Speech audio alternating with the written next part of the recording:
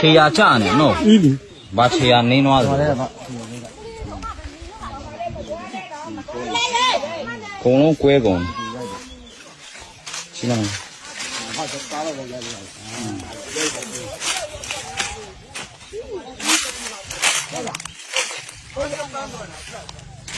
အကုန်ပြိုကုန်တာနဲ့တူတယ်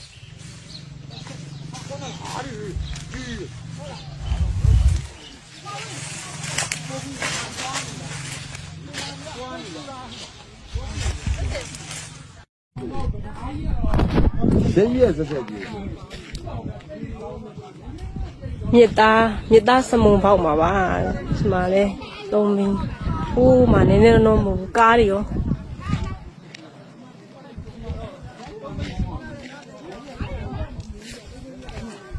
မကြည့်အောင်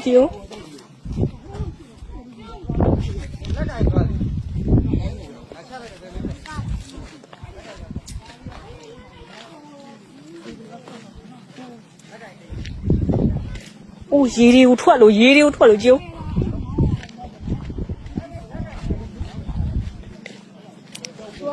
အောက်ထဲမှာမြေကြီးထားတဲ့အချိန်နဲ့က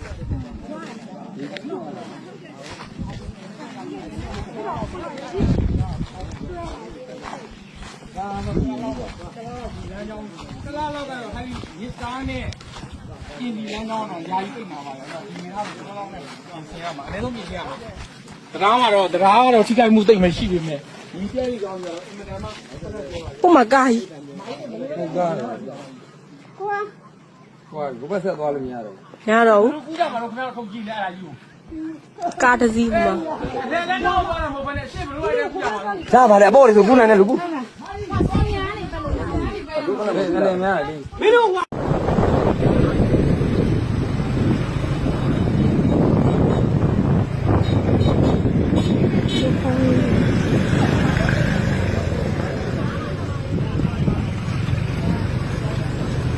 ဘယ်လိုလဲဆိုလောက်တယ်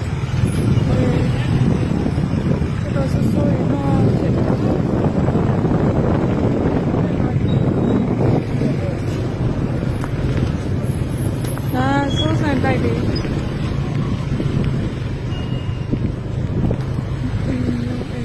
ဘိုးဖိုင်းလူတွေကြတယ်တွေ့ကြတယ်ဒီကတော့စိုးရနေတူတယ်ဒါဝါရင်းတိုက်တယ်